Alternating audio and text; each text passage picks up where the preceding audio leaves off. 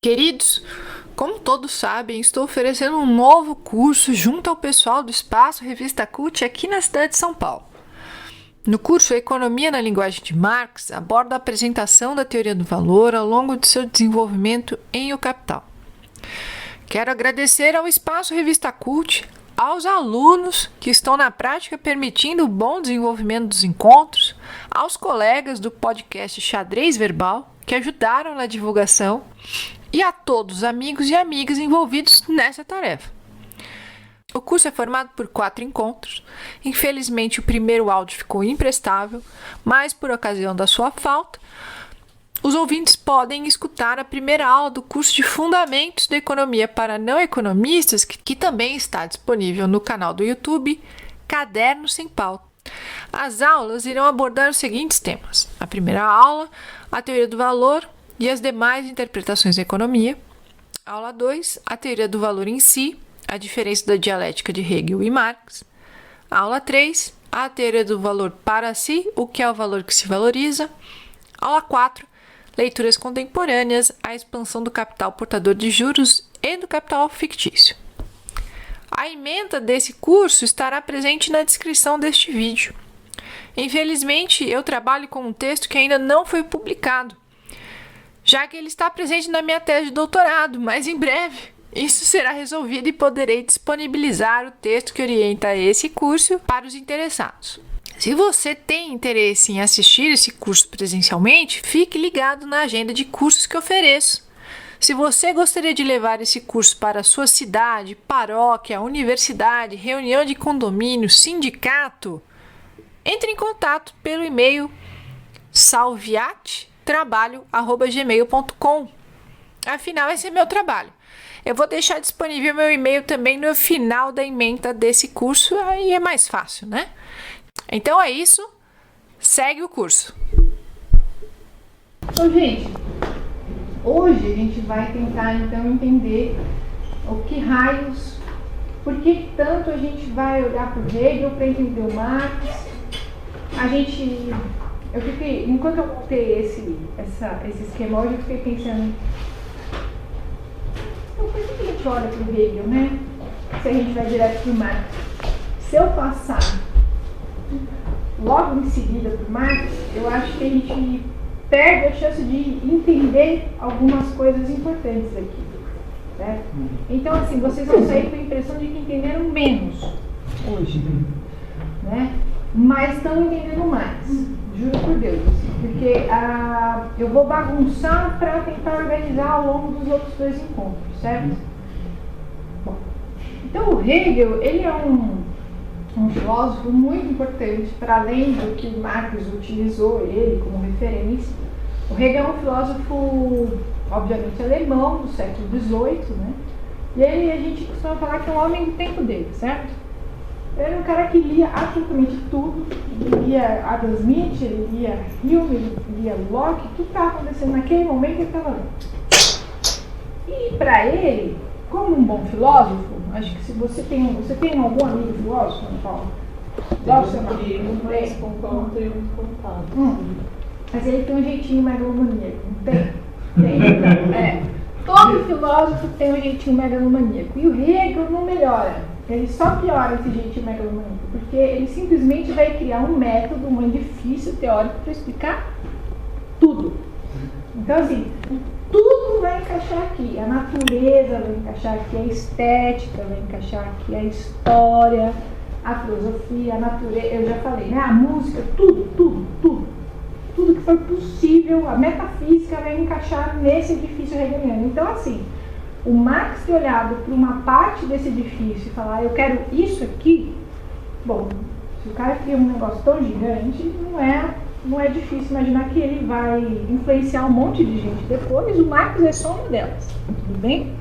Então, esse edifício gigantesco, eu vou tentar mostrar mais ou menos por que raios como é que ele funciona, para tentar entender por que o Marx tira uma peça desse edifício para fazer o Capital. Tá tudo bem até aqui? Tá.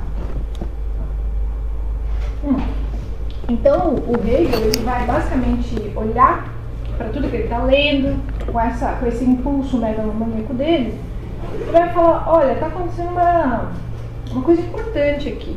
Né? Eu, como um bom observador de tudo, eu sinto, eu vejo, eu entendo que existe uma razão comum a todas as coisas. Uma racionalidade comum a todas as coisas no universo. Certo? Assim, bem simples. E ele vai falar que essa racionalidade comum a todas as coisas, ele vai chamar algumas vezes de ser, com S maiúsculo, espírito universal, razão com R maiúsculo, consciência ou sujeito, tudo com maiúsculo, certo?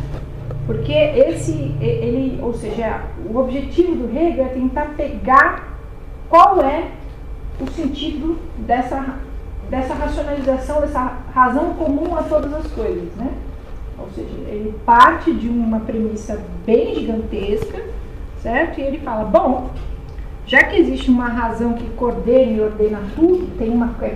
Gente, se vocês forem ver aquelas loucuras de não sei o que de Fibonacci, sequência de Fibonacci, ele tenta pensar como se ele fosse essa cabeça, entende? Ele vê a sequência de Fibonacci na natureza, ele vê nos homens, ele vê em tudo. Né? Como se fosse uma espécie assim. Então ele vai tentar adequar filosoficamente para tentar abarcar não onde eu vou chegar. Ele não vai chegar nos detalhes dessa racionalidade. Ele quer pegar o maior espectro possível desse movimento, certo? Bom, então ele vai estudar muito, vai analisar muito e vai escrever um livro chamado Fenomenologia do Espírito, certo? Eu acho que já ouviram falar, certo? O senhor já outro dia queria ler. Meu Deus. E na Fenomenologia do Espírito, ele basicamente vai tentar entender esse fenômeno que é essa viagem do Espírito. Então, assim, esse livro, que é quase radioativo, né? Quanto mais você chega perto, mais você se deforma. Basicamente, ele, nas várias páginas dele, ele vai... Você tem uma noção, o primeiro parágrafo da Fenomenologia do Espírito eu não consegui sair. Eu passei um semestre no primeiro parágrafo. Então, e olha que eu li esse infeliz. Então, qual é a proposta desse livro? A proposta é basicamente fazer uma viagem, olha só, ele vai tentar expor o método que ele vai expor na Fenomenologia do Espírito, ele vai expor o movimento, ou seja, a palavra é movimento pra gente, da razão, dessa racionalidade universal, em busca do saber absoluto. Nossa, que loucura é essa, né? Então, vamos tentar olhar.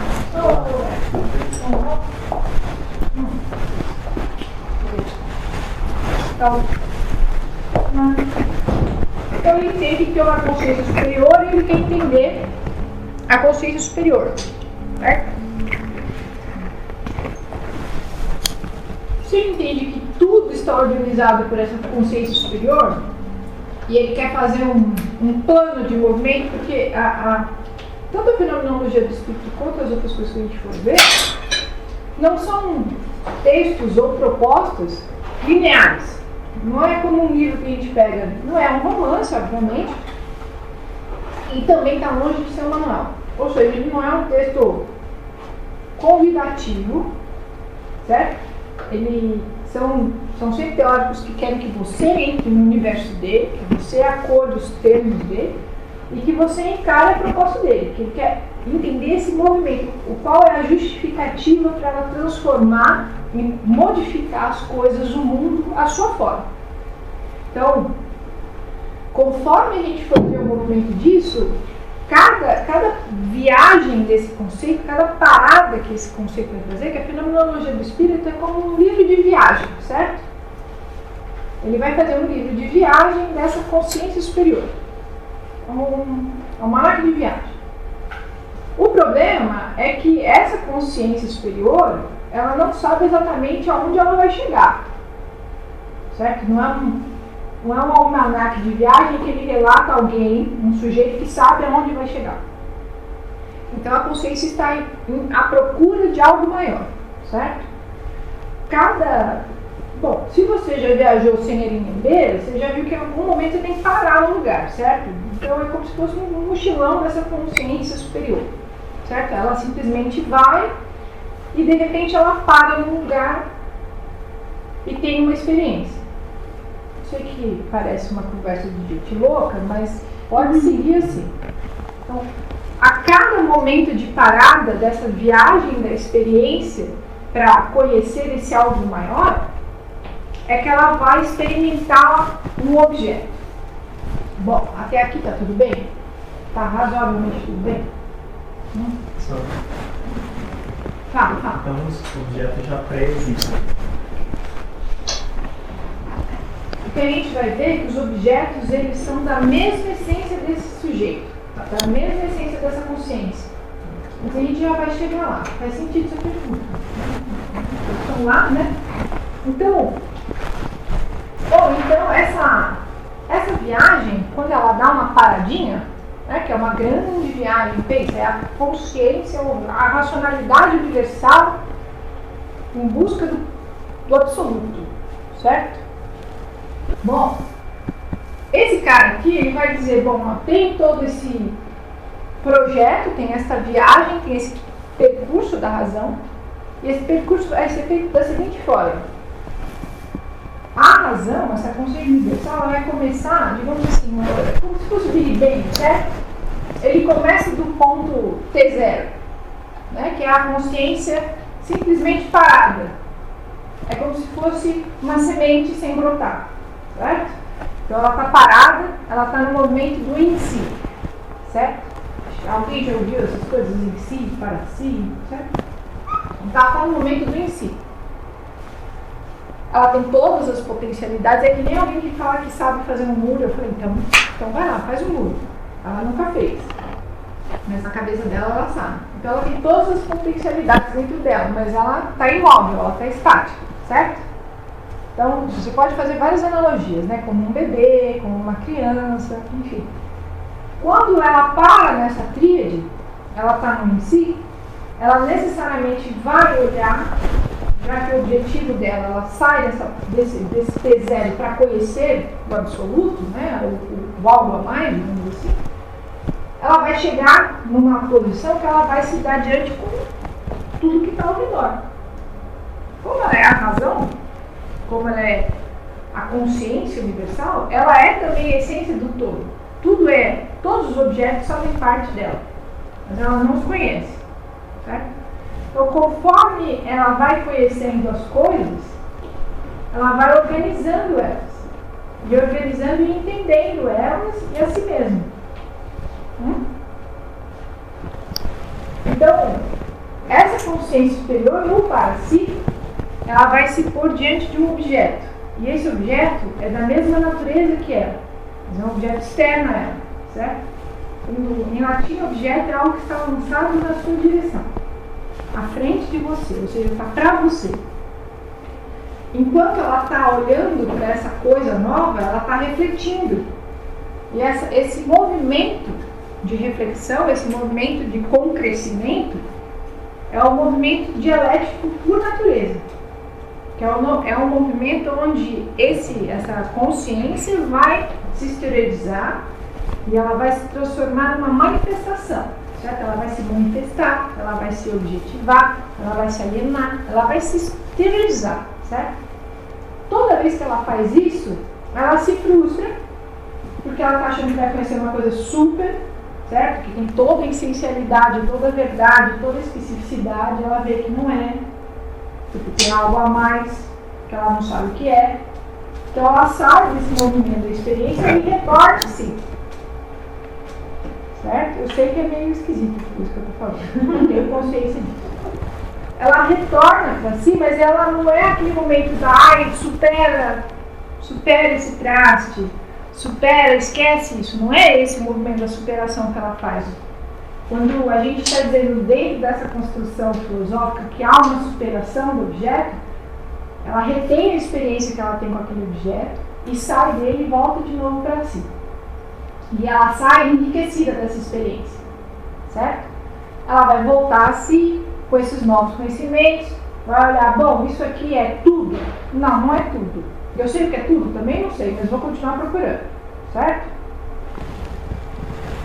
Todo esse gigantesco movimento é um movimento que vai reter até o final do saber absoluto. Quando ela chega no saber absoluto, ela descansa.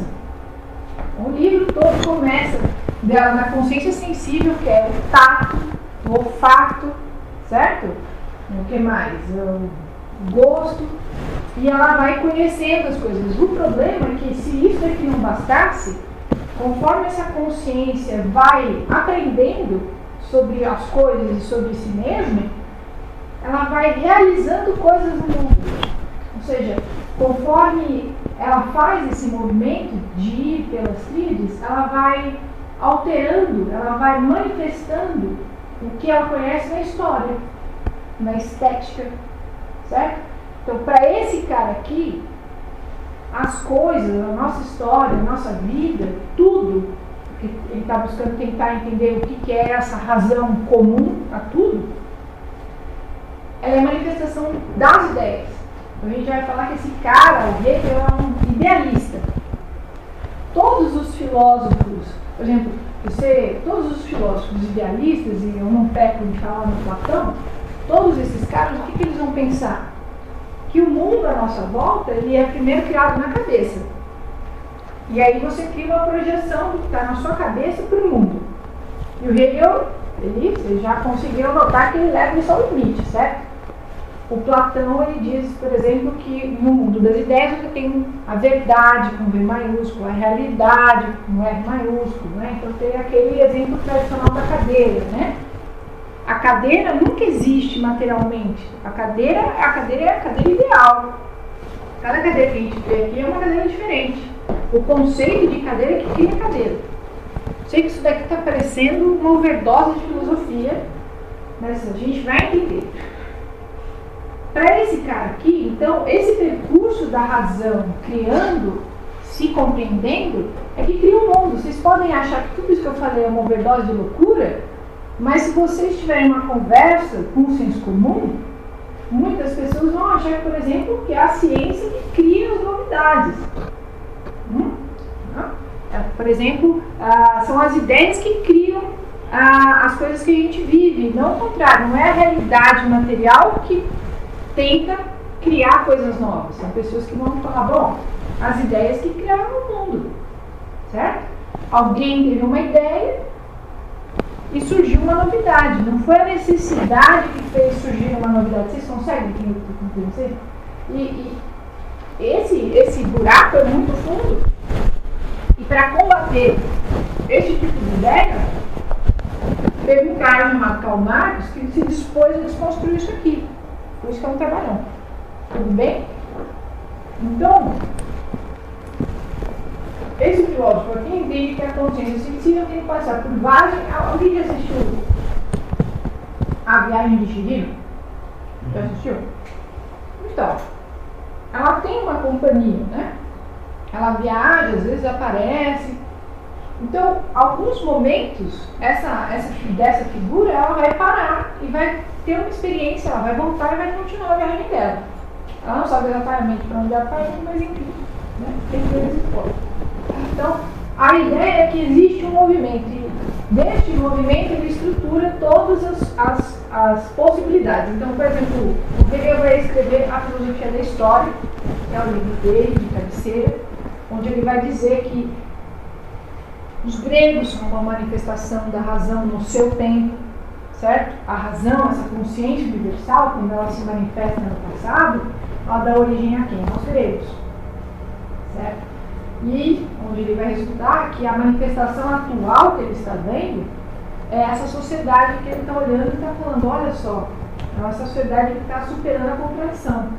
E se vocês lembrarem do que a gente discutiu lá no encontro passado, que sociedade é essa que está superando a contradição? A capitalista.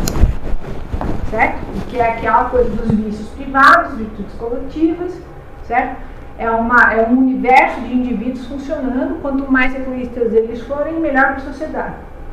Então o cara está olhando isso, está falando, isso é uma superação de contradição. Isso me interessa. Né? Isso é um movimento da razão. Então, o Hegel se empolga muito. Ele fala, olha, isso aqui é o movimento da razão, isso aqui é estabelecimento da razão. Só a razão poderia criar uma sociedade que busca a harmonização de contradições tão grandes. Essa consciência é uma consciência de um sujeito, é uma consciência de uma pessoa humana, Não. é uma consciência universal, é um Deus. É um ser universal, ele chama de Deus também, alguns trechos. É esse negócio aí, entendeu? É o que organiza. Então, se você for conversar com aquela sua tia Carola, ou com aquela pessoa no ponto de ônibus, ela vai falar que Deus não tem uma coisa para você, como é que fala? Uma missão para você? Um destino? É um destino, certo? Essa coisa Deus tem uma missão para você, certo? Para Hegel, claro, um pouquinho mais sofisticado, essa missão encarnou no Napoleão, certo? E ela vai encarnando em algumas figuras. Napoleão que leva, que acaba com aquela tralharada do passado, que traz a novidade, certo? Ele que movimenta e traz a novidade para o Ocidente. O Hegel é a razão dando a cavalo, certo? Então, não é uma pessoa, é como se fosse o gênio maligno, certo? Então, ele é uma coisa que organiza tudo, até as plantas. Então, se você vai pegar qualquer texto do Hegel, ele tem metáforas lindíssimas, né? Que, por exemplo, você conhece a planta da semente, né? Se você olhar para a árvore, você vai conhecer ela exatamente olhando para a semente. Tá. Então, assim, nesse esquema, não seria eu que penso, mas seria essa razão que pensa através de mim. Isso. Você está entendendo qual é o problema? Ou, digamos assim, qual é o pé de barro, onde pode ser criticado esse problema? É exatamente por aí. Qual é o problema? Qual é o questionamento que a gente pode fazer disso? O que você acha? Se tem uma coisa, um ente, uma força maior que pensa antes do que você imagina. Qual o problema? Qual o questionamento que a gente pode ter? Não existe liberdade. Não. Uma possibilidade prática, não tem nada que a gente possa fazer. Você já esculacha tudo, né? Não tem prática, né? Tá bom, é verdade. Então, essa razão, ela vai literalmente tratorar tudo, certo? Então, se a gente está num curso onde a gente está vendo um cara marxista que fala que os homens fazem história, mas não fazem do modo que a querem, porque eles têm as condições materiais anteriores, é o oposto a ele. Então, por que raios a gente olha tanto para Hegel para olhar para Marx? Porque ele simplesmente vai falar, olha, não é uma sociedade que supera contradições. Na verdade, ela faz o oposto disso. Ela oculta contradições. Né? Então, Marx vai exatamente nessa jugular. Né? Se vocês quiserem, aquela passagem do Neo na Matrix escolhendo, né? É o Marx que pergunta se ele acha que tem destino ou não é isso? Se ele tem a liberdade de fazer as coisas ou não. Então, basicamente, a gente está nesse lugar. Aqui tem uma previsibilidade das coisas acontecerem e elas tendem ao saber absoluto. E o Hegel, na sua formosura, humildade, achou que a encarnação da razão era a sociedade capitalista. Era a sociedade de mercado. Certo? Que ele vai chamar de sociedade civil. Certo? Deixa eu ver onde a gente está. Tudo bem.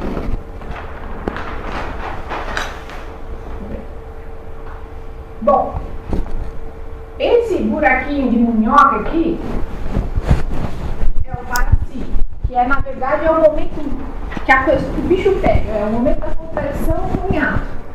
É o momento que essa semente, esse ser inerte, se move e vai para o objeto. Esse é o movimento que tem mais enriquecimento, é o momento áureo das contradições, das determinações, certo? Então, se a gente fosse olhar para esse edifício hegeliano, a gente poderia dizer que a razão começa a trajetória aqui, certo? E ela vai dando as suas voltas em direção às tríades, sempre em busca de algo que ela não sabe exatamente onde é, certo? São várias tríades, o livro é gigantesco, e ela termina exatamente aqui, numa totalização, certo? Ela se totaliza, porque ao se conhecer, ela conhece o outro, ela conhece o mundo, ela conhece a si mesma, ela chega no saber absoluto. Então, se eu tivesse uma colinha, esse seria mais ou menos o edifício hegeliano, certo? Um movimento em espiral, certo? A dialética é um movimento em espiral, certo? E a dialética hegeliana, como ela é uma dialética de superação, ela é, digamos assim, ela é um quadro fechado, certo? Ela começa em si e termina no para si. Ela começa numa posição inerte, insensível e chega no absoluto, certo? Então, por exemplo, o Hegel vai falar que a verdade, o caminho da verdade, o caminho da verdade é a própria verdade, ou seja, a busca da verdade é em si a própria verdade. Então, para eles, tudo é um movimento. Então, assim, de novo, não é um livro que talvez a gente esteja acostumado, que você abre na primeira página ou abre na página 20 e fala, tá, eu perdi isso aqui, mas continuo seguindo de lá. Não dá. Você começa da primeira letra dele e vai até o final, ou você fica sem entender. Então, não tem problema. Bom, então esse miolo aqui é quando a coisa se determina, se enriquece. E nesse cara aqui, no Hegel, o sujeito universal e o objeto, como ele é a encarnação desse todo, eles têm a mesma essência. Quando eu digo que totaliza, ou seja, quando eu saio para conhecer o mundo vai ficar a minha imagem e semelhança, tudo bem? Então, neste projeto idealista do Hegel, tudo funciona. Tudo bem até aqui, gente? Ela fala que está ótimo. Bom, a dialética é esse momento, ou seja, quando na tríade a gente tem o sujeito universal paradinho para olhar e tentar entender alguma coisa do mundo lá fora. A dialética não é todo o movimento hegeliano que a gente está olhando. A dialética é um momento da tríade, ou seja, é um olho da minhoca, entendeu? Ela é a janelinha do edifício, certo? Ela é uma parte muito importante, porque é a parte do enriquecimento da forma, mas ela é uma parte. Ela não é um todo, ou seja, o Marx olha para essa coisa gigantesca e fala, olha, eu me interessei por essa parte, este momento específico de um sujeito idealista, tá? Que esse sujeito, essa razão universal que coordena tudo, é a projeção de uma teoria idealista. Certo? Então, bom, o Marx olha para esse movimento nuclear e fala, isso aqui me interessa. Vou perguntar para vocês se possivelmente o sujeito, para o Marx, esse sujeito que o Hegel está como movimento, seria idealista também. O que vocês acham? Pode falar qualquer coisa, né?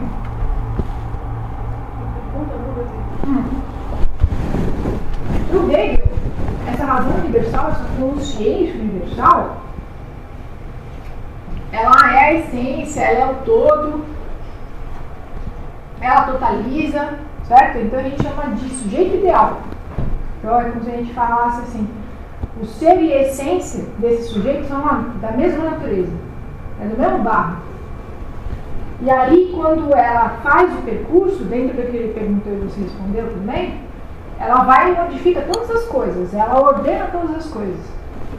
Se o Marx vai pegar aquele miolo ali dialético e vai usar para a sua representação do capital, o sujeito que o Marx vai colocar nesse movimento dialético também vai ser idealista ou não? Não? O que você acha que não, Rafael? Porque eu acho que a vida tem uma consciência. Mas em termos aqui. Mas Por causa da contradição, né? O momento da contradição impede que ele seja um sujeito realista. não, mas por quê? Não tem contradição total? Sim, mas eu acho que ele só é idealista considerando todo esse movimento na avaliação Ele hegeliana. vai sair desse movimento, certo? não sei se Isso você também é. entende direito, mas tem essa situação de desconforto, de estranhamento dessa fase da dialética que é a contradição. Sim.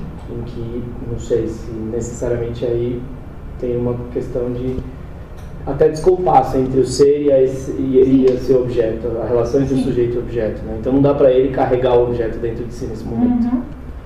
E o mais importante, dentro do que ele está falando, é que depois desse movimento, né, que é um movimento de estranhamento, ela sai, né, essa consciência idealizada, ela sai desse movimento de estranhamento e volta a si. Então o Hegel, ele não é um filósofo da contradição, ele é um filósofo da superação das contradições. Se a gente chamasse ele de dialético, ele ia vir aqui e matava cada um de nós, entendeu? O Hegel não é um filósofo dialético, ele usa o expediente da dialética para pôr em movimento uma contradição que vai ser superada, porque, bom, se ele está dizendo que tem uma razão que orquestra o mundo, essa razão ela não vai explodir, né? Ela é harmônica, certo? Ela busca uma harmonia. Bom, é uma ideia de natureza que hoje se discute muito, dessa natureza não caótica, né? Dessa natureza que sabe o que faz, dessa natureza que não poupa esforços para ser harmônica, né? É uma ideia muito particular desse movimento todo que está vivendo no século XVIII e que vive hoje em dia até ali, né? A natureza resolve tudo, a natureza é perfeita. Então, assim, o Hegel olha para esse instrumento da dialética, que é a dialética, que é esse movimento onde você põe dois opostos que se contradizem em movimento, e fala, eu vou pôr aqui, porque a razão tem que fazer esse movimento. Ela tem que conhecer para conhecer mais. Ela tem que conhecer para se frustrar, para continuar progredindo. Ótimo. Então, aí eu faço a pergunta. Para o Marx, existe esse movimento da contradição que se supera e se harmoniza depois? Não, ele não supera a contradição. Não? Todo mundo acha tudo bem isso? Está no coração de vocês não sabem explicar porquê, mas é por aí, é isso, mais ou menos isso. Mas vocês estão. Então, para o Marx, aquela sociedade que a gente estava falando no encontro passado, que vende, literalmente, eu acho que o termo bom, para o momento ele vende uma ideia de liberdade, de igualdade, de fraternidade, que, bom, é verdade, hoje a gente estava discutindo até no Twitter lá, que foi endossado uma MP com o número 889, Liberdade econômica. Isso, liberdade econômica. Aí o pessoal, pô, mas que nome horroroso. Eu falei, não é horroroso, é um nome perfeito. Exatamente. Então, Quem escreveu esse MP dormiu com a ECA, acordou com mísseis, né? Tipo, é uma ódia ao projeto. Né? Até o termo é perfeito, é liberdade. Mas não liberdade que a gente entende, é a liberdade desse projeto. Então eu acho que é até um ótimo exemplo para a gente aqui. Existe uma liberdade econômica, mas parece que o termo não diz exatamente tudo do que se trata, não é mais ou menos isso? Não tem uma coisa, pô, é liberdade econômica, mas dos outros é refresco, né? Porque agora não tem mais folga no domingo, não tem uma série de coisas que caso é isso, certo? Então, a gente está no momento onde Marx fala, olha, se vende um discurso que as pessoas têm direitos iguais, tem liberdade econômica, que é tudo maravilhoso, que é a melhor sociedade que nós poderíamos ter, mas que é uma sociedade civil, que é uma sociedade... Qual é a ideia da sociedade civil? É que todos são cidadãos e todos têm direitos iguais. Ponto. Certo? Aí fala, na prática isso não é verdade. Na prática é outra história. Certo? Essa ideia de sociedade civil não se estabelece na prática. Existe uma... basta você ir e ver que tem bairros que tem um acesso ao que a sociedade produz e tem outros que vivem uma miséria crescente. Ou seja, como é que eu posso dizer que esses dois bairros têm direitos iguais? Então, esse verniz de que é harmônico tem alguma coisa que não está encaixando. Então, Marx ele fica alucinado e tenta entender qual é o caroço. Tudo bem. Essa aqui tá loucando, né, gente? Né? Vamos ver aqui. Então, se a gente for pensar antes de olhar para o que é uma crítica de Marx, que raios é uma crítica? Né? Às vezes a gente se utiliza dos termos e vai, né? O que é criticar? Alguém pode me ajudar? Colocar em crise alguma coisa. Colocar em crise, né? Colocar em questionamento alguma coisa. Ótimo. Analisar é você olhar como objeto e, digamos assim, separar ele em várias partes, né? É você tentar decupar, tentar olhar e falar que raio é isso aqui. Criticar, digamos, é um segundo movimento. Né? Depois que você olhou, desintegrou e olhou para todas as partes, você fala, bom, eu me interesso por isso aqui eu não me interesso. Certo? É olhar para todas as partes e se atribuir valor para aquilo que te faz melhor, te dá interesse. Então, se a gente vai na parte da palavra, dá para entender olhando para esse edifício gigantesco exatamente o que o Marx queria quando ele fala que era a crítica dele à dialética hegeliana, certo? De todo aquele edifício gigante da fenomenologia do espírito, ele quer aquela janela. Ele quer aquela janela e ele critica aquela janela. Certo? Ele fala, eu quero esse movimento aqui, mas eu não quero o mesmo sujeito. Certo? Eu vou pegar esse movimento e vou usar do meu jeito. Porque o livro é louco. Ele não é um idealista, ele está em delírio, ele não está vendo a realidade como ela é. Então o Marx ele vai falar, bom, eu vou criticar isso aqui e vou fazer algumas modificações, tá bom? Então o sujeito não vai ser idealista, certo? E quando eu falar idealista é que ele não é da essência do objeto, certo? O sujeito do Marx não vai ser da mesma essência do objeto, certo? O sujeito que o Marx vai descrever ao longo dos 3 livros não vai ser da mesma essência do objeto. Bom, ele não está interessado nessa metafísica. Isso não é importante. Não. E, bom, não é à toa que se chama Tese 11 o canal da Sabrina, né? Não sei se todo mundo conhece a Sabrina. Tese 11 é a tese onde o Marx fala que basta os filósofos tentarem interpretar a realidade, eles têm que modificar a realidade. Né? Então ele é outro também que tenta fazer todas as ações dele convergirem para o projeto. Né? Então, não importa, se não tem, Jesus, razão, tem mais o que fazer. Então, também não tem um absoluto, olha só. Então, a gente entendendo o que o Hegel falou, ele vai falar, bom, não tem sujeito idealista, então, provisoriamente, se o sujeito não é idealista, qual outro nome que a gente pode pôr no sujeito de idealista? Aqui, provisoriamente. Qual outro termo? Como é que a gente chamaria esse sujeito? Sujeito não ideal. Material. Sujeito material? Mais alguma proposta? Real. Sujeito ideal. Porque, veja, o ideal, né? Vamos olhar para a palavra ideal? Ideal, perfeito, harmônico, né? Pode ser real, material. Tem mais alguma proposta?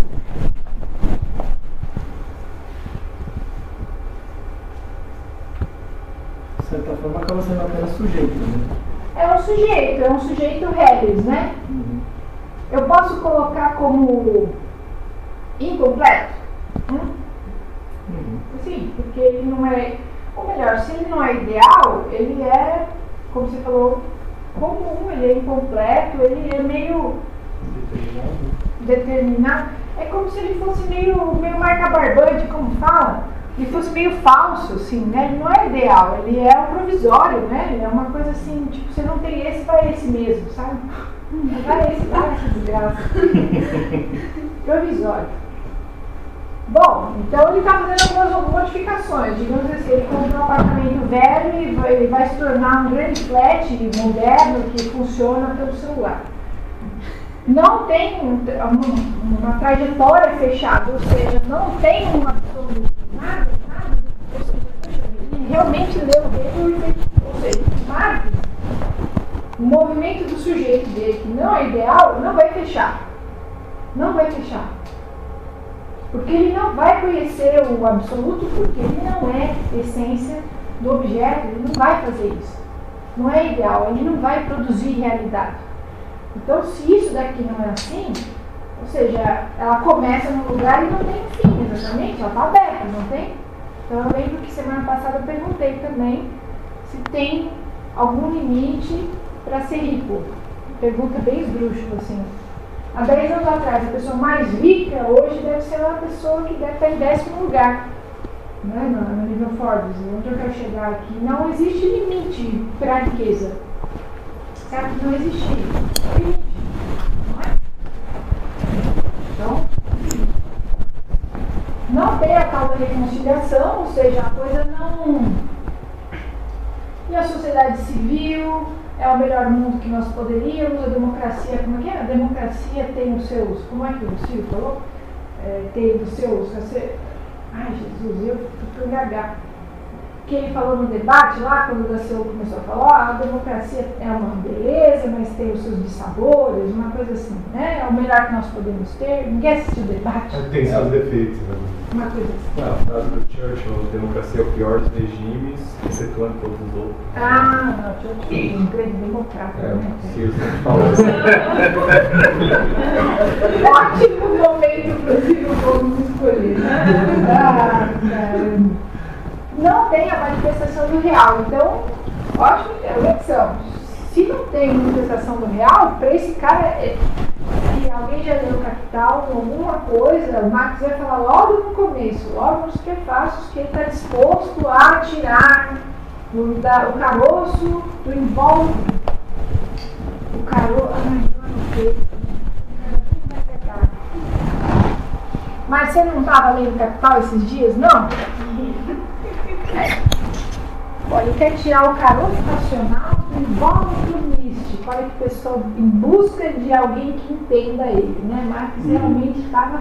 Então, ele escreve logo no começo que o projeto dele em relação à dialética hegeliana é tirar o caroço racional, ou seja, a janela, do invólucro místico. Ou seja, ele quer tirar só aquilo lá de um monte de misticismo, dessa coisa que eu derivo. Ele não quer nada disso, ele não quer metafísica.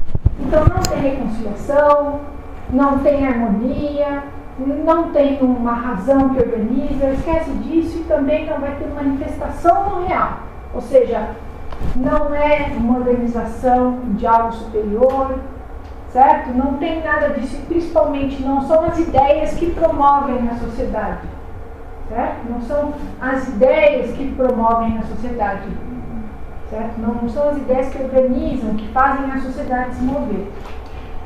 Alguém faz ideia do que o Marx vai colocar aqui? Bom, se não é a sociedade civil, o Marx vai colocar alguma coisa como oposto, né? Ele vai pôr a luta de classe.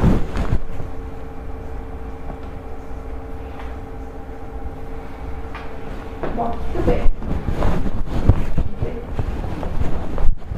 Aí tem aqueles quiprocólios maravilhosos, né? Aí sempre tem alguém que vai falar de Capital, de história, e depois de tudo que eu falei, dá para entender que não é um livro de história, certo?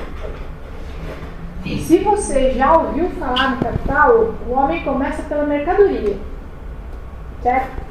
Ele não começa quando as expedições foram para a América e juntaram grandes somas de dinheiro, o capital começou a ser emprestado, crédito, expansão da moeda. Não. Ele começa com aquilo que ele diz escolher, porque é o que mais existe no mundo capitalista, que é o mundo da mercadoria, onde tudo é uma mercadoria. Ele começa a partir da coisa mais elementar, certo? Então, esse livro não é um livro de exposição da história, dessa forma capitalista de organização da sociedade.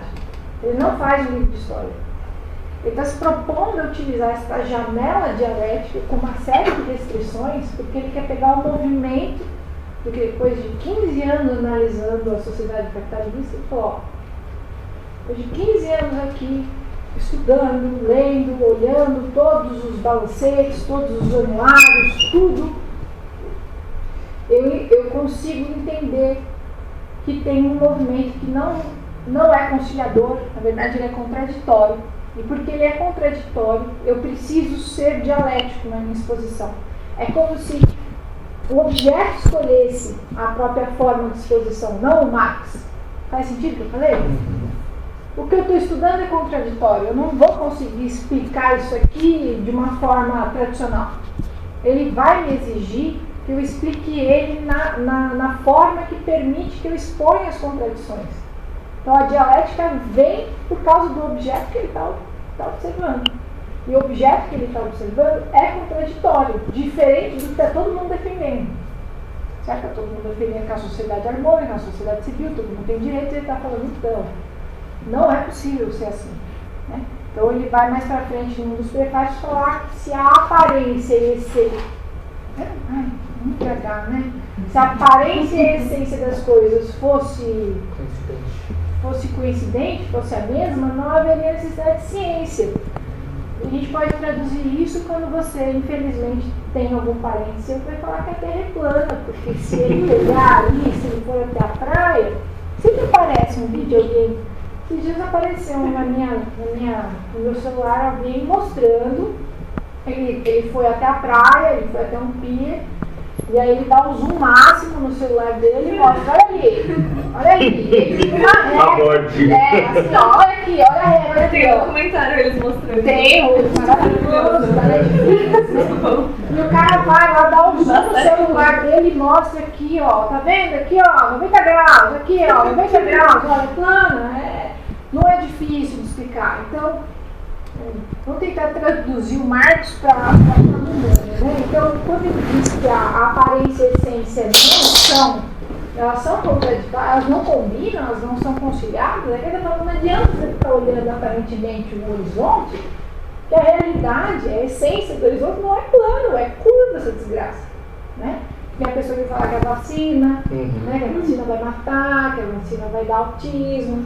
Não, porque a criança fica tonta, qualquer coisa assim. E a gente e é interessante olhar dentro desse espectro da proposta dialética do Marx, que o legal da proposta do Marx, que como ele está tentando analisar o conjunto que organiza essa sociedade, a gente vê que conforme o capitalismo ele vai se tornando cada vez mais maduro ou avançado, depende do autor que você quiser escolher, não são só as contradições econômicas que vão se ampliando, estourando, tudo vai estourando. Então a gente está tendo uma economia bizarra, cada vez mais bizarra, e a gente está chegando ao ponto de ter que discutir com gente que está no poder, que não tem mudança climática, que a Terra não é plana.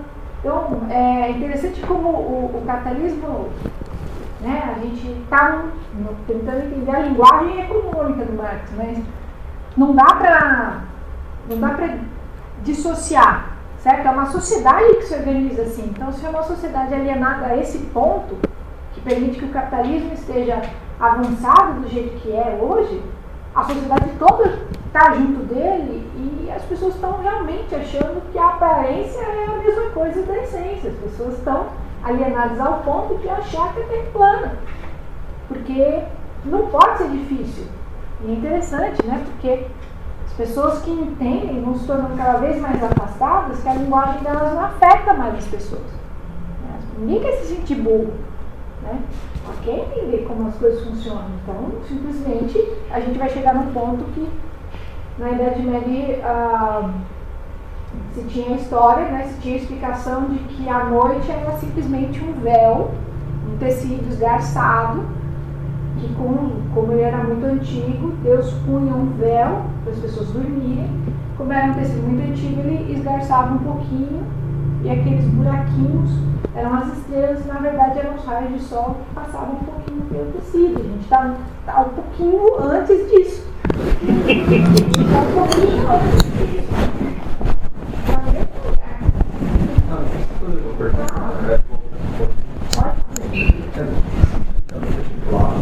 É o análogo à manifestação, a essência que se manifesta no real, no sentido de que isso é o que gera movimento.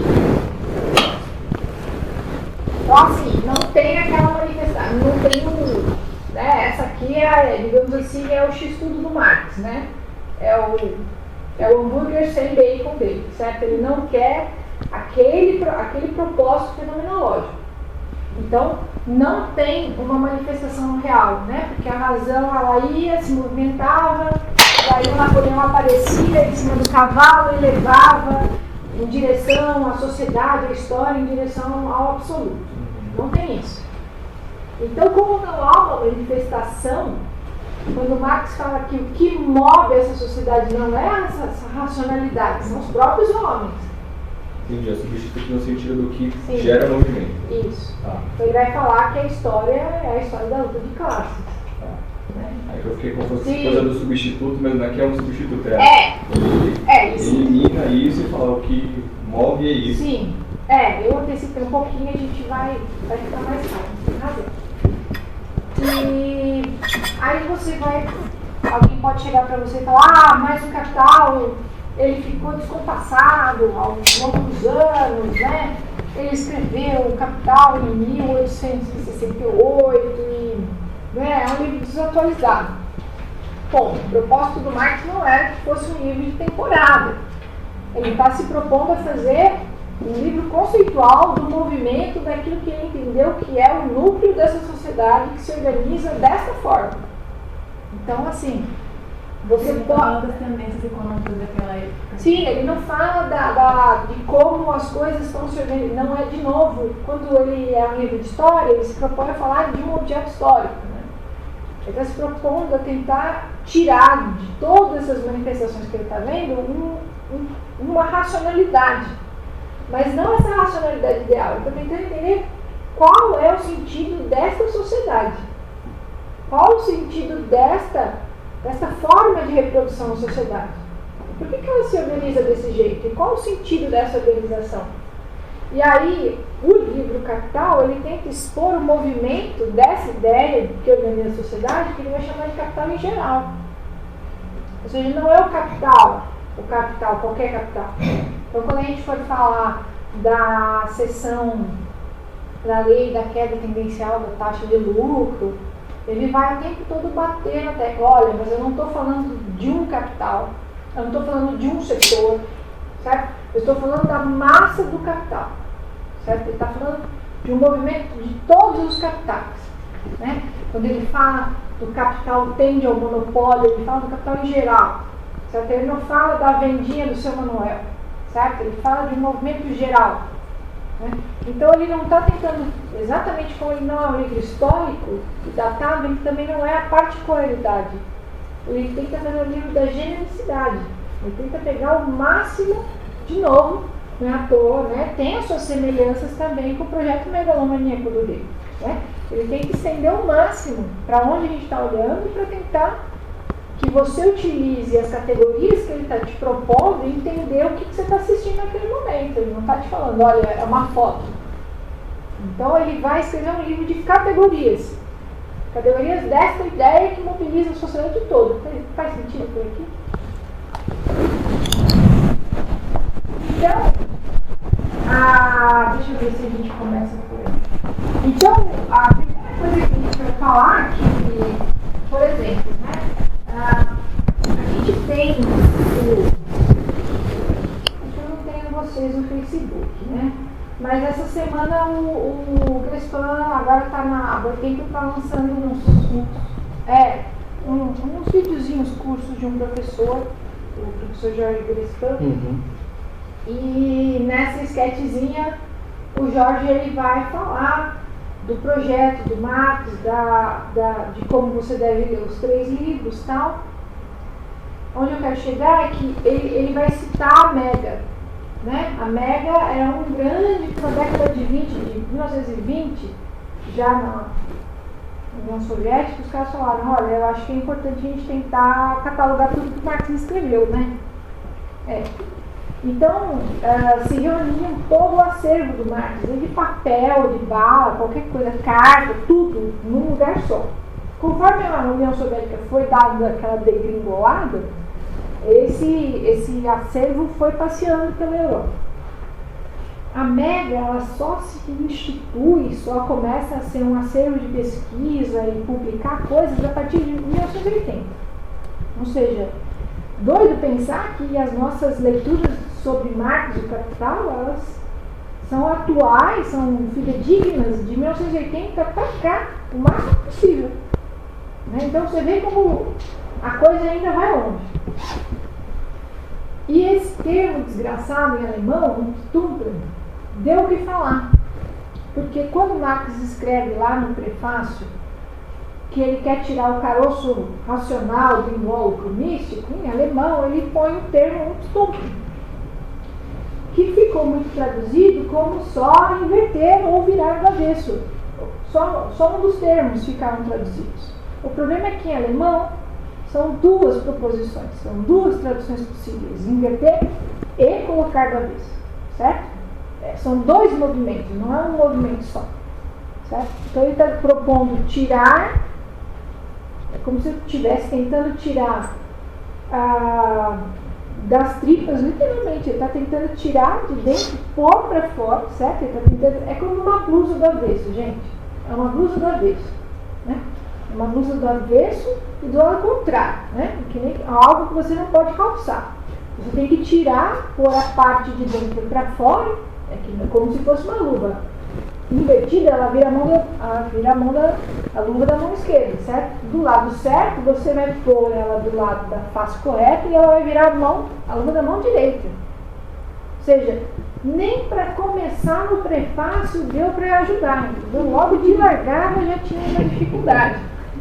Onde a gente quer chegar com isso? Quer chegar que esse movimento, esse Stunter que ele vai se propor a fazer, é de inversão do sujeito idealista e disposição da alienação dessa sociedade, ou seja, ele vai fazer dois movimentos numa vez só. Então essa sociedade que é harmônica, ela não é harmônica, ela é uma baita contradição. Essa sociedade que demonstra liberdade, ela é super fetichizada. Então ele vai mostrando como tudo que ele vai expor nesse movimento desse capital em geral está oculto e invertido, está oculto e está do avesso, certo? Então, aquilo que, por exemplo, um dos exemplos, o nosso nobre presidente, ele fala lá que o cara, como ele fala, do empresário, você está reclamando do seu trabalho? Vai ser empresário, porque é o empresário que trabalha muito, não é isso que ele fala? O empresário nesse país sofre muito. Eu teve uma época que eu trabalhei na Carta Maior, nunca me esqueço. E a gente tinha a Dona Francisca lá, né, que fazia tudo. E a Carta Maior sempre vivia apertada, né, ou lugar cagado, né. E a gente estava passando por uma crise lá na edição, e aí eu estava tomando café com a Dona Francisca e ela falou assim para mim, olha, filha, reza pelo Palhares, que era o chefe, falar para você que eu falo para os meus filhos fazerem. Reza pelo seu patrão, porque se ele tiver dinheiro, você também vai ter. E eu olhava para a Dona Francisca segurando café e falei, meu Deus, eu estou na Carta Maior, né? O texto, sim, o layout, assim, a esquerda, não sei o quê. E a Dona Francisca, que trabalha na Carta Maior, está pedindo para eu rezar pelo meu chefe, e está tudo cagado e largado, gente. Nossa, eu fiquei só segurando, eu não sabia nem o que responder para ela.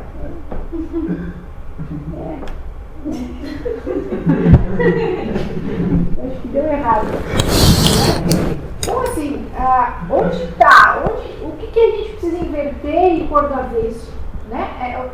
Então, nessa sociedade, por exemplo, quando o Bolsonaro fala que o empresário é que se ferra, né? Ele que trabalha. Qual é o pulo do gato aqui? Quando você vem em sua força de trabalho, vamos dizer que a gente trabalha na Ford que vai fechar. Eu vendi a minha força de trabalho, que é uma mercadoria como outra qualquer, certo? Ele vai lá e paga a sua hora de trabalho. Vai que o Marx lá, pelas tantas, vai falar que é uma mercadoria diferente. Bom, mas até então a gente não está falando de Marx aqui. Então eu vou lá, recebo o meu salário, depois de um mês, né? Você não recebe para começar a trabalhar, você tem que tirar dinheiro do raio, né? Para poder ter dinheiro para ir trabalhar. Não importa, a gente paga depois. Aí o produto do que você trabalhou na Ford durante um mês, ele não aparece como seu, ele aparece como o cara da Ford. Onde eu quero chegar? Digamos que eu seja o dono da empresa Ford daquela matriz São Bernardo, certo? Se você vê um balanço da empresa, você vê custos fixos, certo? Os custos fixos estão também, por exemplo, os salários. Você tem maquinário, você tem os insumos, você tem os salários, está tudo descricionado ali. Aquela hora de trabalho para ele, se ele me substituir e colocar você no lugar, ou seja, nós somos literalmente um insumo para ele, certo? Então o resultado do trabalho dos insumos é dele, não é dele. Quando a propaganda fala do campo, então eu vou juntando várias observações, vocês veem se faz sentido. Quando você vê numa propaganda um carro, o cara entra feio e fica bonito, qual? É da mesma natureza, o mesmo fenômeno, tá? Quando a mulher, ela passa um shampoo e fica mais maravilhosa, os cabelos dela tomam vida, certo?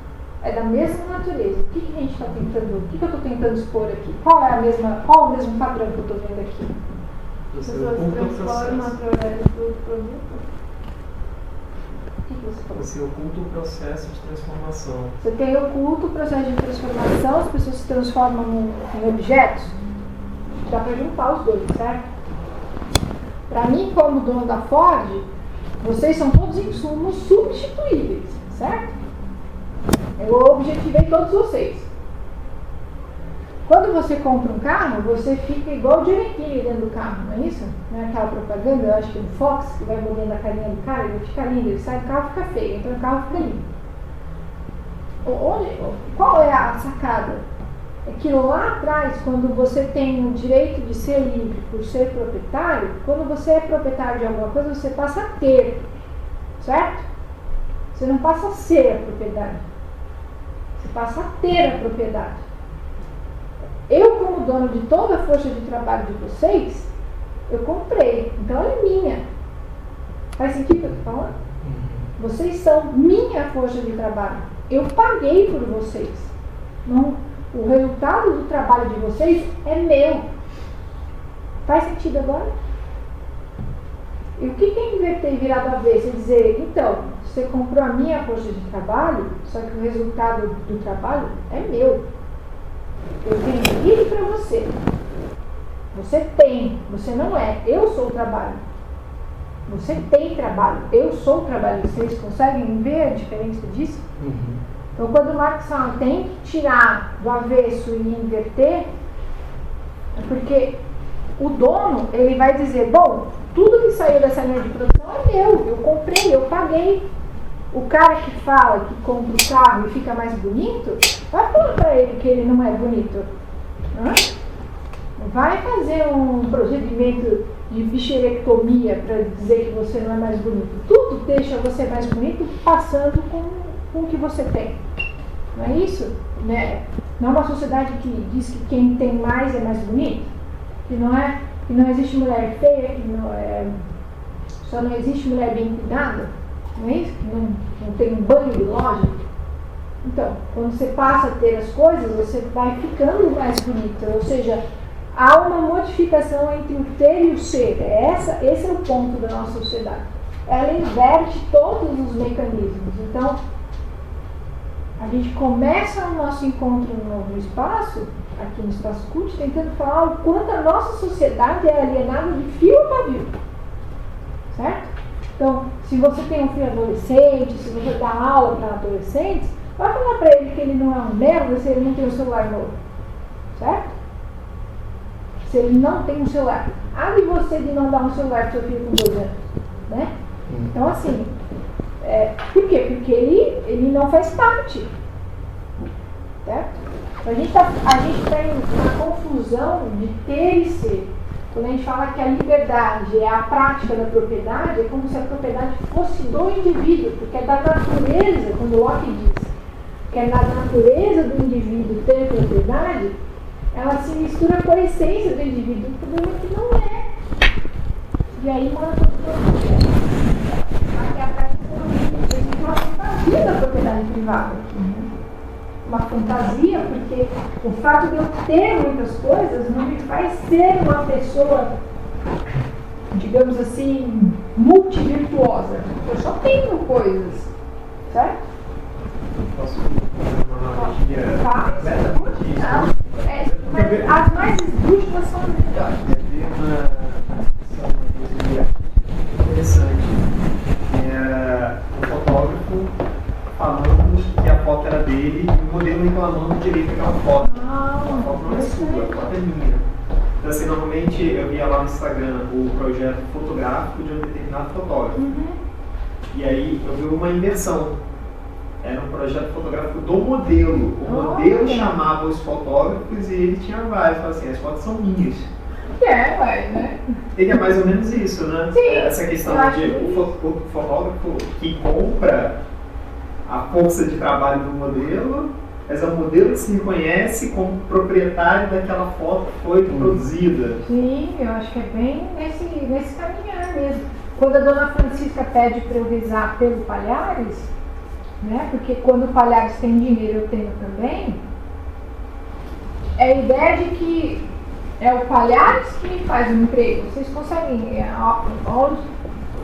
O ruim é que a gente está vendo uma sociedade que ela não teia. Se você puxa por certo, você solta todos os outros. O problema é que todos estão grudados, todos são juntos com a mesma cola, certo? É a ideia de que quem faz o trabalho é o empresário, certo? Então é aquela coisa, bom, se é só ele fazer o trabalho, porque, veja, o fato de eu estar desempregada, de você estar desempregado, não te faz menos capaz de trabalhar, certo? Então, é o posto de trabalho. Eu trabalho independente dele pôr o posto de trabalho ou não. Faz sentido que foi?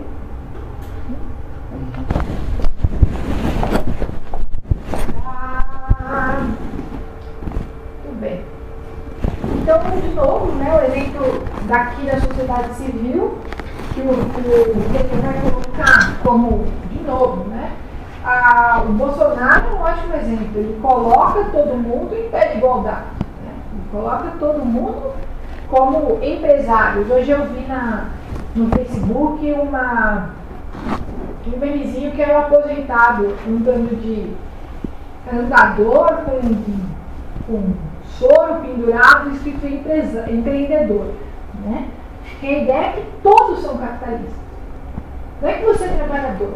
Todos são capitalistas. Todos são empresários. Certo? Como eu falei na semana passada, não existe desemprego. É você que não escolheu trabalhar porque o seu ócio vale mais. Porque a ideia é exatamente essa. Você tem a sua força de trabalho, você vai empregar. Certo? Então, essa MP aí da liberdade econômica, uberização, é a expansão da forma mercado até. Não existe limite para a forma mercado, porque você tem uma mercadoria, que é a sua força de trabalho. Certo?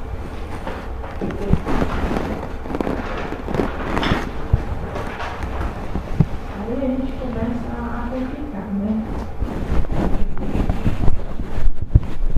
Até aqui tudo bem, pessoal?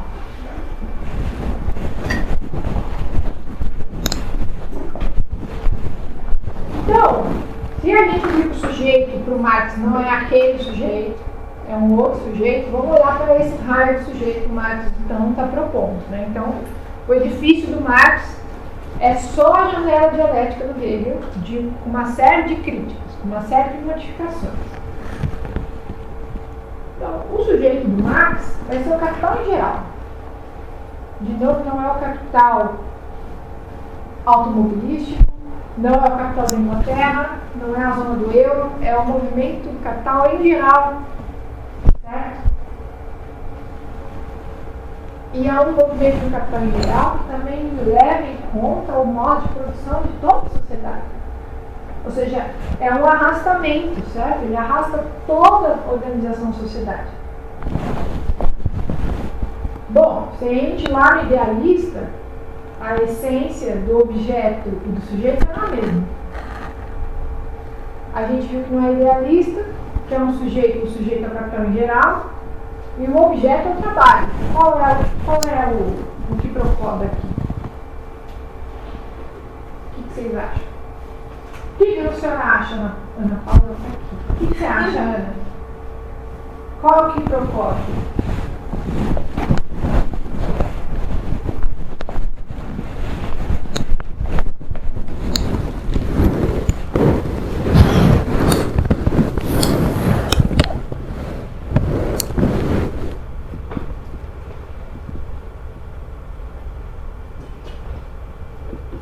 Qual é o problema? Ou não, né?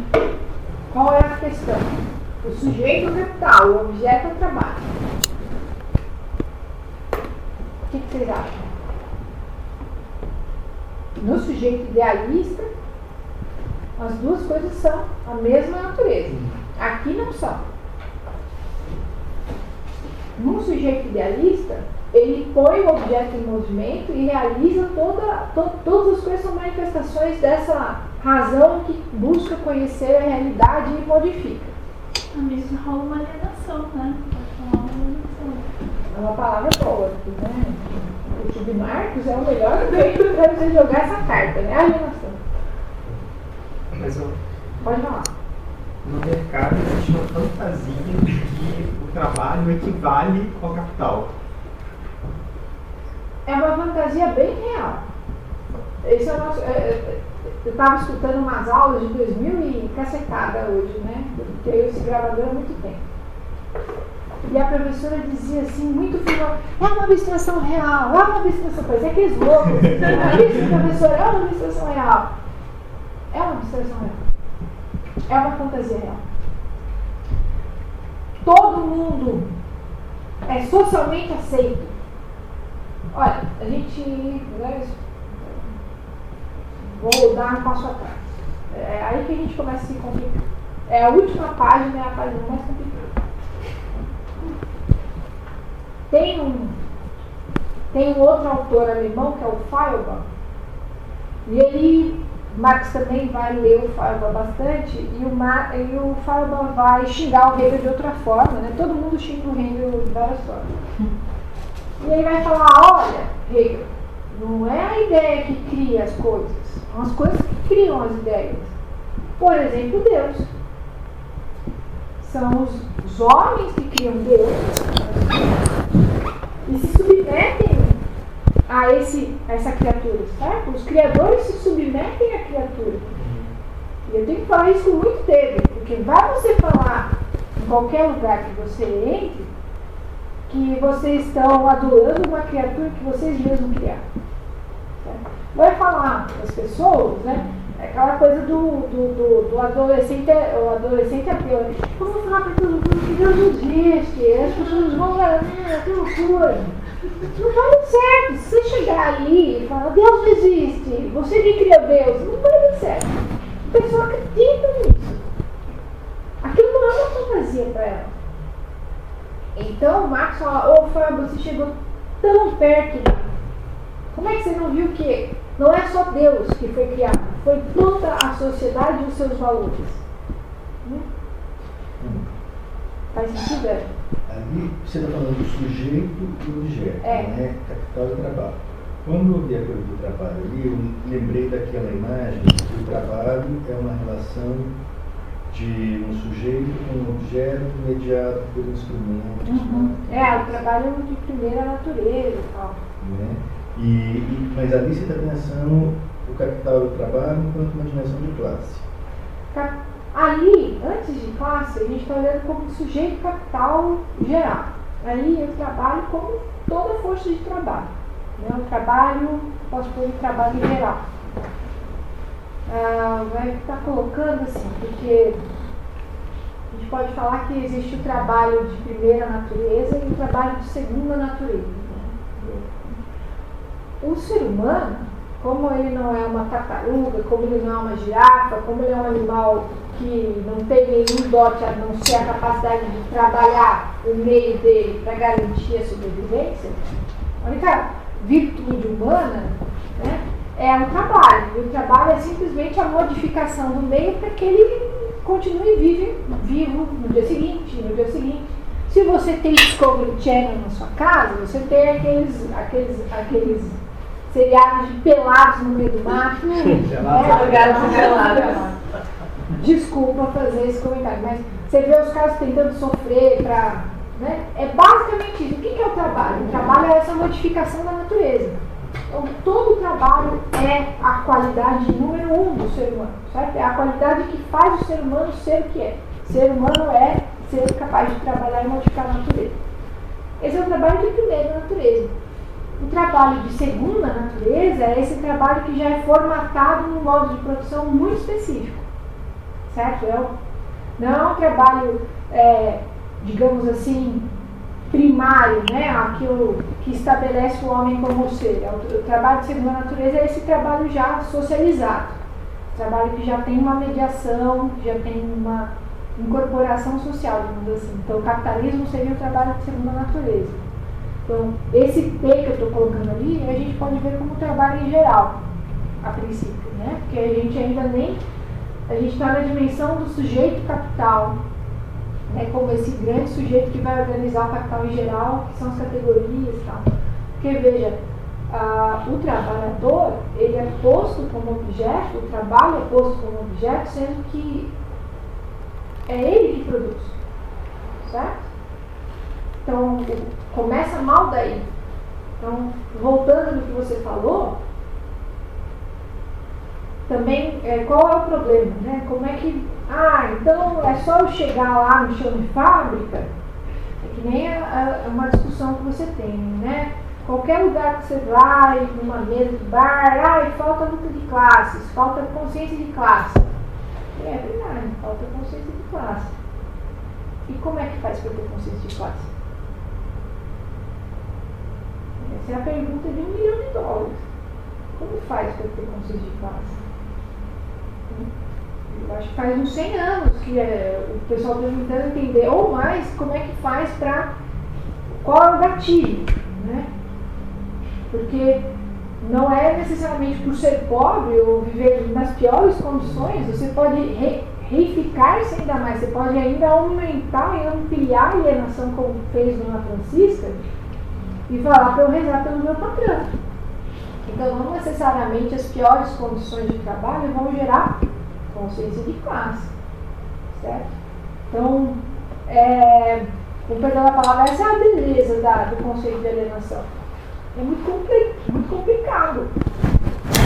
Então, não é eu falar 3 vezes mais varinha no chão de fábrica que todo mundo vai. É verdade. Então, quem se aplica, por exemplo, a estudar muito que raios é essa consciência de classe, como é que a gente entende isso, o primeiro que faz é o Lukács, né? História de consciência de classe, que ele tenta separar. Isso aqui é reificado. E essa desgraça vai ficando cada vez mais reificada. Reificada é esse trabalhador que é posto como objeto, ele vai ficar cada vez mais objeto, né? Sim, o reificado é o coisificado, o objetivado, coisificado. Vai virando cada vez mais coisa. Então o Lukács vai falar, como é que a gente destrava isso, bicho? As pessoas estão ficando cada vez mais coisificadas, né? Então, para o Lukács, no História e Consciência de Classe, o Marx teve um momento onde ele falou assim, olha, ele não discute, né? O Marx ele não está no Capital discutindo onde o trabalhador vai ter essa consciência de classe e vai destravar o movimento. Ele está disposto a dizer que isso daqui não tem futuro a longo prazo porque ele gera uma incoerência genética, não é que ele vai explodir por si só, ele simplesmente é incoerente. Em História e Consciência de Classe, o Lukács fala, então, é incoerente, mas pode ser ainda mais incoerente, mais incoerente e mais incoerente. O Adorno e o Horkheimer, na escola de Frankfurt, o Marcuse, vão falar, então. E essa desgraça só reifica mais, e só reifica mais, certo?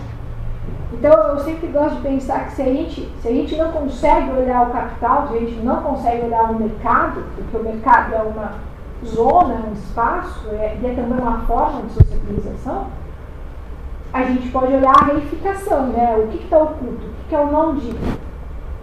O não dito é o mercado, mas o que é o dito? É o trabalhador. O trabalhador se vê da forma mais reificada que a gente já esteve diante, certo? Mais objetificada possível. Então, é uma boa medida da sombra que o capital faz no objeto que ele põe, que é o trabalho, certo? Então, se a gente vê um trabalhador extremamente reificado, é da mesma proporção do tamanho do capital que está do outro lado, posto como sujeito. Então, é um exercício metafórico, mas é a mesma coisa de você ver um fanático em relação ao Deus que ele põe como ordenador da sua vida, certo? Quanto mais fanático o religioso está, mais contaminado daquilo que ele criou ele está também. Mais ou menos isso. Faz sentido o que eu estou falando, gente? Eu falei, expliquei alguma coisa, Eve?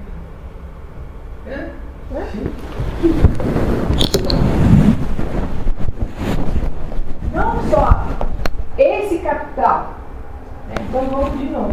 Aqui seria Deus. Espero que não tenha. O meu dedo é torto porque eu cortei com a faca, eu tenho o dedo da palmeirinha. Não, mas não, ele tá bem.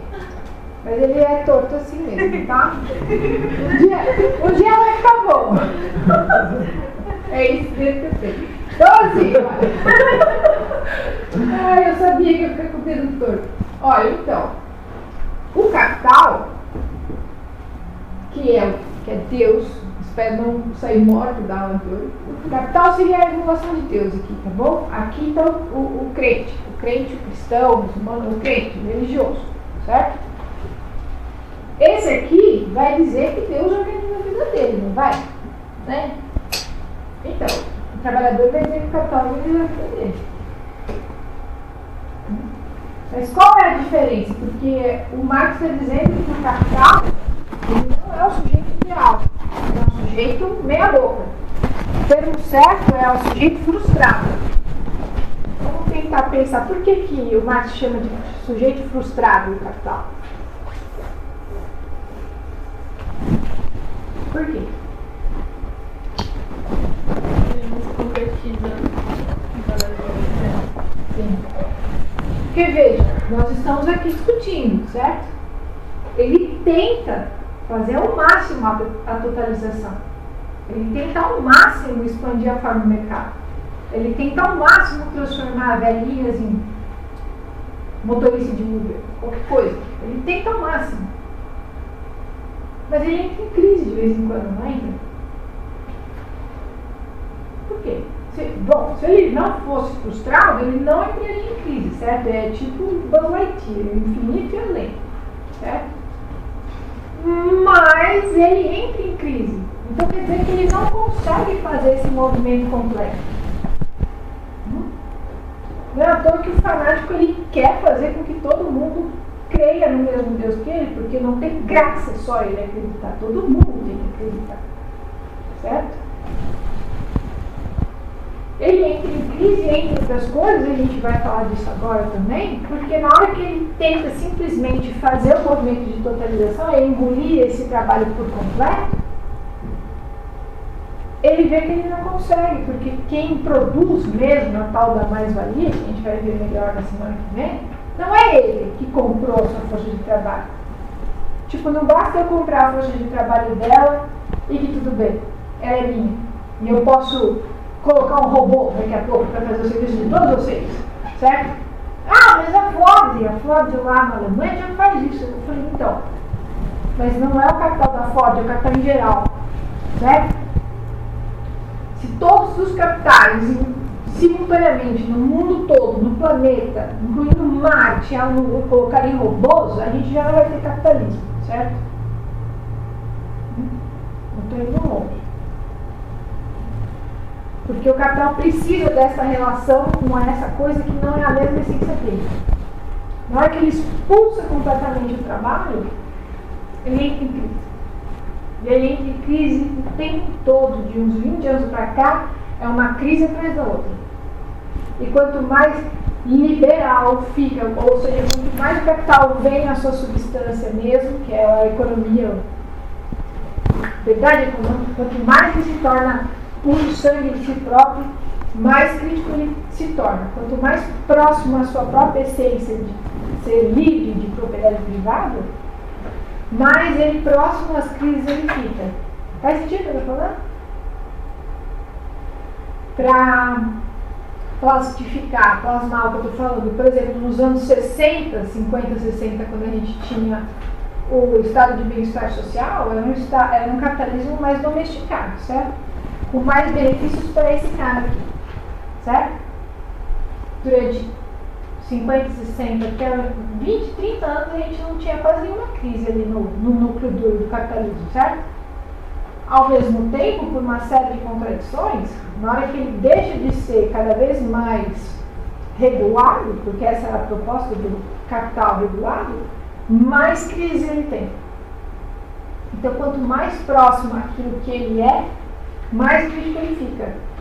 Faz sentido o que eu estou falando? Então, esse cara é frustrado, certo? Esse cara é o sujeito e ele põe como objeto. E a gente tem outro problema aqui, porque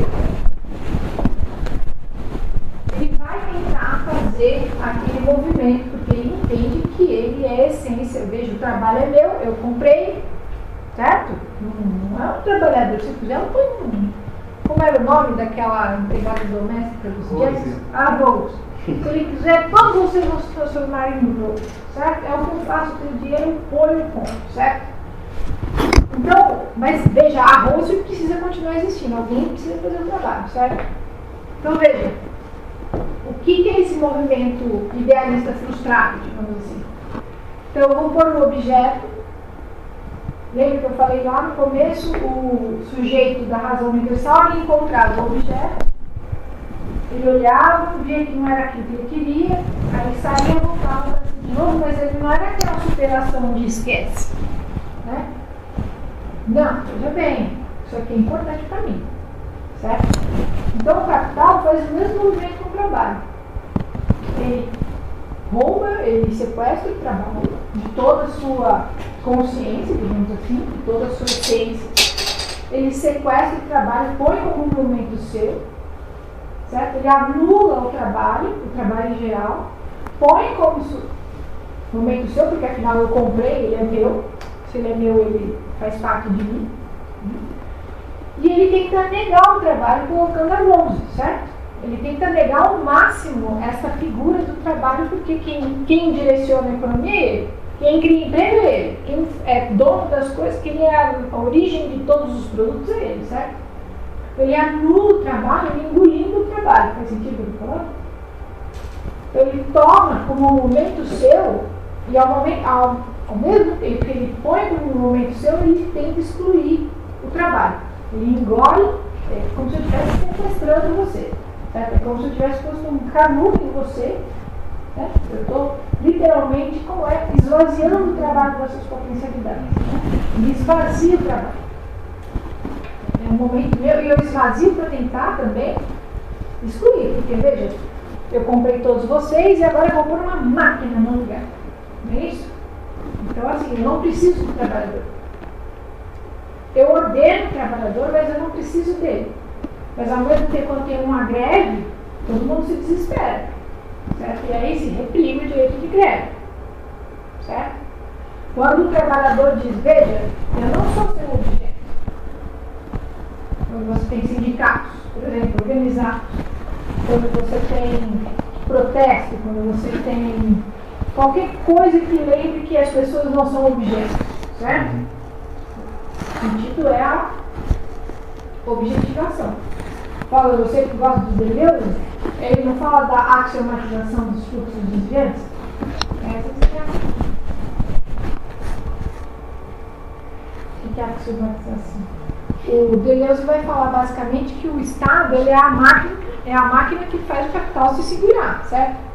Então, se você, por exemplo, resolver com todos esses aqui, vocês são toda a classe trabalhadora do país, tá? Você decide com todos eles que vocês vão para um kibbutz, certo? Vocês vão trabalhar, e vão ser felizes, tá? Se fosse só você, mas quando vão todos, ou quando a tendência é que todos se vão, ou quando isso começa a incensar na sociedade, o que o Estado vai lá e faz? Não, você não vai. Você vai vir pra cá. Então essa é a axiomatização. O Estado vem e puxa você de volta. Ou ele faz isso na porrada, que normalmente é o último expediente, dependendo do bairro que você está, ou ele oferece uma versão para você levar para sua casa. Né? É só você pagar aqui parcelas, 36 parcelas de R$500, você tem o seu próprio kibbutz em casa. Tem um condomínio kibbutz de Vila Madalena. Entende? Torna o mercado, você axiomatiza, você traz de novo para dentro e põe o selo na besta, né? Você põe o selo de capitalismo. Então, por exemplo, anos atrás o professor dizia que a coisa mais subversiva era você ter uma horta dentro de casa, né? Porque aí você não vai comprar mais os agrotóxicos de ninguém. Mas hoje já tem um mercado que vende a semente para você, certo? Existe toda uma indústria que se recompõe, ele se recompõe para que tudo que for desviante se reconfigure. Faz sentido o que eu estou falando? Tem outros exemplos que a gente pode dar. Tudo que por exemplo, movimento hippie, super contra a cultura, aí os hippies entraram na década de 80 e se tornaram hippies. Desgraça. Tudo que é uma contestação, aí você tem o rock se transforma numa coisa, um pastiche da indústria cultural, né? Você tem a indústria cultural, inclusive, digamos assim, o braço que transforma tudo que é radical, contestatório, ela põe o selo de novo. Então, tudo que tem um potencial de se desgarrar, porque vai desgarrar, porque isso aqui não é da mesma essência do tratar, vai desgarrar, em algum momento desgarra, alguma brecha desgarra, você vai lá e coloca. Estou dando exemplo simples, mas se a gente for pensar o Irã. O Irã também é um movimento desgarrado, certo? Quem mais? Cuba é um movimento desgarrado. Eles viveram, continuam vivendo aquele cercamento lá, que não pode exportar nada para Cuba até hoje. Foi ontem, né, que deu o resultado das primárias na Argentina. O mercado já enlouqueceu, né? Você compra $60, um peso $60. $60 não peso. Ao contrário, 60 pesos é $1. Então, assim, tudo que for para ser desviante tem um movimento total. Mas é a mão, como é aqueles aiásticos que você assistiu no mercado dos aiásticos lá, né? Tem os maçons.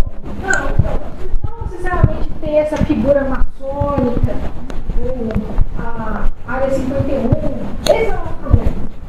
Assim, não tem um grupo assim que sente e fala,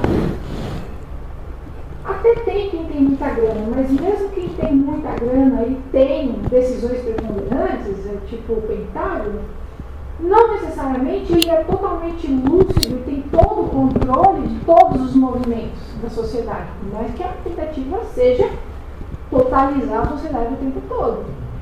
E a indústria cultural, de novo, tem esse papel muito importante.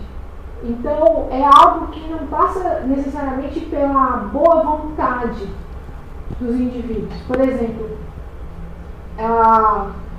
aquele filme lá que tinha o Christian Bale tocando bateria, Grande Aposta. Vocês assistiram a Grande Aposta? 5 vezes que eu assisti aquele filme, é uma coisa, né? Dando pausa, né? Isso porque ele é autoexplicativo. Inside Job, qualquer um desses. O que acontece? Sempre fala, olha, saiu um filme legal sobre capitalismo. Qual é? É americano? No final, quando eles começam a desengavetar, olha aqui, aquele cara ali, ele que criou os derivativos, aquele lá, Rafael criou o subprime, só era o costume dele, ele pegava todo o dinheiro, cheirava várias carreiras, ia para os títulos, né? Então, imoral, nós precisamos civilizar os empresários, né? Aquela coisa bem democrática, vamos colocar pessoas corretas, né? Então, O cara que fode toda a economia, perdão a palavra, ele é um depravado. Vocês entendem onde eu quero chegar? O problema da economia são os depravados. Né? São as pessoas imorais. Vamos colocar quáqueros. Vamos limpar todo o Rafael de toda a poluição. Vamos tirar a carreira. Vamos transformar você num monge empresário, nível best-seller. E aí o capitalismo vai ficar super tranquilo? Não! Ele é capaz de ficar ainda pior, porque o cara não vai ter tempo nem de ficar louco, ele vai ficar o tempo todo tentando controlar aquele mercado. Então não é uma questão moral. É uma questão de que é o funcionamento da sociedade, por isso que é uma fantasia muito real. Por isso que a professora gritava que era uma abstração real e você falava, tá bom. Então, enquanto os professores já falavam, olha, se você chegar e falar que a coxinha não vale um real, ele não vai acreditar. É verdade, professor, vale 2,50. É nesse sentido, não é uma questão, vamos tirar, vamos colocar. O jogo é esse. Não é um jogo no sentido teorias conspiratórias, né? Os Zeitgeist, né? Que tem de novo aqueles maçônicos, o Sol e toda. O Zeitgeist, não sei se alguém já assistiu esse documentário? Não. Já assistiu. Né? Você assiste falando, meu Deus. As Torres Gêmeas. Torres Gêmeas. Tem uma conspiração. Olhando assim, parece que tem uma conspiração mesmo, né? Seria melhor se fosse. Seria mais fácil se fosse. Ou não é o problema, e aí entra toda a questão da escola de Frankfurt e todo mundo tem que entender, é por que as pessoas fazem porque querem, ou porque estão alienadas até o tal momento. Então a questão toda é essa. Como é que isso aqui se objetiva, se verifica e não sai? Né? Seria muito melhor, e nesse sentido é muito mais cruel, pensar que simplesmente não tem ninguém fazendo. É o desgraçamento da proposta. Eu pensei em duas coisas. Pode falar. Uma é o mecanismo seriado. Você assistiu aquilo? Sim, mas Você tem um nível de masoquismo muito alto. sem entrar no mérito se tá certo, errado, se é digno ou não. Acho interessante que em algum momento ele fala assim, eu já não sei quem é que manda em quem. Essa é a parte interessante, né? Porque você começa acreditando que são os políticos que vão comprar as empresas, em algum momento você acha que é o dinheiro que está comprando todo mundo. Né? O mecanismo ele está lá, se mudam umas peças, mas ele permanece, né? Isso no macro e no micro. E aí eu lembrei de uma outra coisa também, você falando, que era a questão da Hannah Arendt, né? Da banalidade do mal. Assim, eu só faço o meu trabalho, eu só cumpro ordens, né? Não fui eu que coloquei essa coisa aí. Sim, sim. E isso também tem super a ver com a noção de individualismo exacerbado, né? Porque você não é responsável. Ou quando o cara fala que se você levar a sua Apple Bag no mercado, você estará fazendo a sua parte pelo mundo. Melhor salvaremos as baleias, se você não usar canudinho, aquela tartaruga que você viu, você salva, né? Faça a sua parte. Como assim não pode fazer a sua parte? Ou fique 5 minutos no banho, porque elas estão tendo um racionamento, mas as empresas, as indústrias não estão tendo racionamento, né? Então, essa pulverização das responsabilidades tem os dois lados, né? O que faça cada um a sua parte, o Hegel tem uma imagem muito boa, que a soma das partes não é o todo não é a soma das partes, o todo é muito mais do que a soma das partes. Bom isso, né? Eu falava isso, sabe, o Rafael foi meu aluno, né? Vou beber água agora de novo. Em algum momento, eu falava na sua sala. Que a sala é um negócio muito louco, não sou eu, professor, e os alunos lá. Para a sala funcionar, é uma coisa que funciona, é um todo junto. Não sou eu mais os 24 alunos, não sou eu mais os 45 alunos, é a sala de aula. Então, essa ideia de que o todo é maior do que a soma das partes é exatamente o oposto, por exemplo, a frase da Thatcher, que vai dizer que não existe sociedade, existem indivíduos e famílias. Entende a dificuldade? Então, quando você precisa que a sociedade se organize para acabar com o aquecimento global, você também não consegue, porque o apelo não é coletivo, o apelo é faça a sua parte. Então, são os desgastes da máquina mesmo, não está fazendo sentido? Quando você falou da coisa do, não sei se eu entendi direito, é da natureza desse objeto do trabalho tentar se soltar desse jeito por ele não ser da mesma. Se a gente pensasse assim, eu acho que é uma forma mais otimista até. Não, mas aí esse sujeito sempre engloba. Sim. É mais um. Não é que eu não vou te dizer que é da natureza se despregar. É que ele não é da mesma natureza do sujeito. Então, necessariamente, ele não consegue me engolir, me fagocitar. O termo correto é subsumir. Certo? Ele não consegue. É como se. Vamos usar de novo o experimento do Matrix, né? No final do Matrix 1, o Neo entra no agente Smith, né? Vocês assistiam o Matrix, né? Senão eu vou acabar o curso agora. Pelo amor de Deus, conheço pessoas que não assistiram o Matrix, não admito. Então o Neo entra no agente Smith, se torna ele. É como se isso fosse possível para o capital. Ele entra no trabalho, se torna o trabalho também, mas o trabalho capital, o trabalho que ele organiza, ele compra. O problema é que não tem isso não existe. E esse é o que procura. Essa é a frustração do capital. Ele não consegue se ver no trabalho. Talvez isso fique mais claro aqui meu. Tinha um professor que falava que aula tem que ser que nem novela, né? Que se terminar com tudo, ninguém vem no dia seguinte, né? Semana que vem. Então, assim, o capital ele não consegue fazer esse movimento de totalização perfeito porque ele precisa do trabalho. Por quê? Porque ele põe o trabalho para produzir as mercadorias em uma escala. Ele precisa comprar alguém para se submeter à sua jornada de trabalho. Ele não põe a si mesmo. Ele não põe, eu tenho dinheiro para comprar. Eu não tenho dinheiro para eu trabalhar. Eu tenho dinheiro para comprar você. Então, assim, é uma alienação do núcleo até o macro. Então, assim, eu tenho dinheiro para comprar você para trabalhar, não tenho dinheiro para eu me pôr para trabalhar. É você que vai trabalhar e produzir todos os universos de mercadorias possíveis. Faz sentido? E a coisa da consciência de classe, falou? A consciência de classe um passo a mais do processo de criar uma consciência no objeto para que ele descobre. Então, a consciência de classe é a tal da resposta de $1 milhão, porque é como desalienar os trabalhadores. Eu acho que, perdão da comparação, como é que a gente descristianiza as pessoas? É da mesma dificuldade. Como é que uma pessoa que... É que nem o pessoal que fala, pelo amor de Deus, um pobre de direita não. Né? É o cara que tá ferrado, que acorda 4 horas da manhã.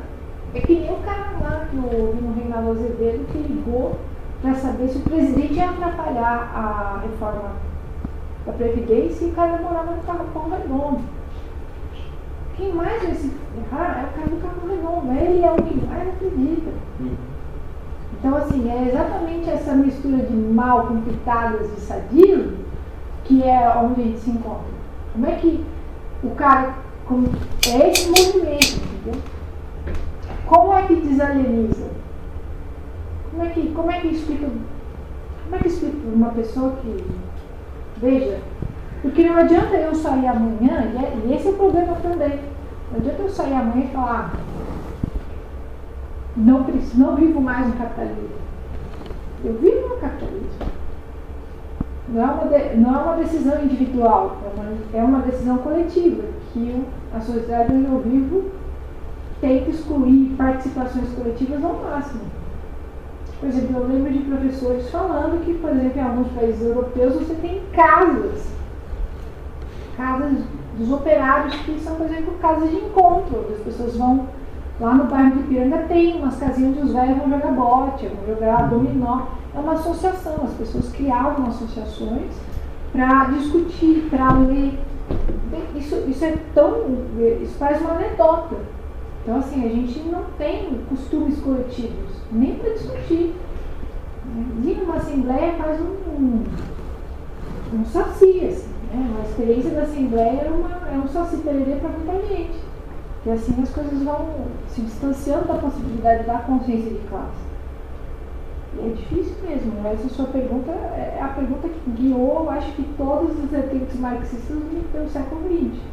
Como é que faz? Comunidades todas estão na religião e elas encontram conforto nisso e não querem superar. Sim, a gente tem. Não te dizer que a religião necessariamente ela faz essa, mas ela produz uma comunidade que é muito importante para todo mundo, que o capitalismo não faz. E ao mesmo tempo, né? A igreja faz. Assim, tipo, é o pior dos cenários possíveis. É só o pior. Bom, onde eu quero chegar com vocês é que esse capital que subsume o trabalho, ou seja, ele tenta sequestrar o trabalho e tornar-se como o seu, desde que eu falei semana passada, não é uma sociedade que organiza a produção gigantesca de iPhones. Essa semana passada, agora tem uma discussão, eu tenho o Twitter, né, e realmente é o meu masoquismo diário. Que é a esquerda, né? A esquerda é tipo um macaco de médico, você joga e todo mundo desaparece. O que é esquerda? Ninguém sabe falar. Na hora que você pergunta o que é esquerda, parece que a pior pergunta que você pode fazer num lugar, num ambiente, com pessoas, é o que é esquerda? E aí tinham pessoas querendo dar explicações do que era esquerda, porque sempre tem alguém que vai querer dar uma explicação você falando. Né? Então, assim, que, por exemplo, a esquerda é, de fato, né, nos originais, não é a distribuição da pobreza, a distribuição da riqueza. Bem? Não é que todo mundo seja pobre e que só tenha um calção e só tenha um sapato. Não é essa a ideia, é o inverso da proposta. A proposta é que todo mundo tenha acesso, mas não às mercadorias, porque hoje a Mari foi lá no grupo de leitura, né? A forma mercadoria, quando ele critica, o Marx critica o Proudhon, ele fala, bicho, não adianta você continuar produzindo mercadoria, porque o problema é a mercadoria. Não vai deixar de existir capitalismo se o modo de produção produz mercadoria. Esse é o problema.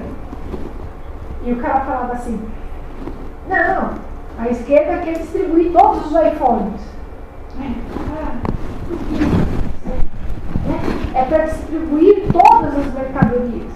Não é para distribuir todas as mercadorias, porque não se produz, em tese, nesse mundo ideal, o fim do capitalismo, não vai se produzir mercadorias, vai se produzir alguma outra coisa, em tese, nesse mundo paralelo, mas não mercadorias. Não. Por quê? Mercadoria necessariamente é algo que o capital vai produzir em grande escala. Certo? Ele produz em grande escala porque ele pega uma parte dessa produção e ele vende cada vez mais barato. O capitalismo não é produzir barato e vender caro, é produzir barato para vender cada vez mais barato porque tem um concorrente. Certo? Então, inclusive ficar nessa lógica de para todo mundo ter iPhone, o mundo vai virar um buraco só de extração de minério e você continua desafiando o metabolismo. E assim, né, aquela coisa de problematizar o posto do cara, mas quem é que vão ser os chineses que vão trabalhar? Porque vão ser o que? As plantas que vão ser escravizadas para transformar em iPhones? Ou qual, né? Aquilo que a gente falou semana passada, a gente vai mandar toda a burguesia para Marte. E a burguesia vai ser a sociedade ideal, né? Tem aquele filme de ficção científica horroroso, o Elysium, né? Que é a mesma ideia, né? Você manda a burguesia para Marte e os pobres tudo se ferrando. Né? O Elysium é o Metrópolis do Fritz Lang e atualizado.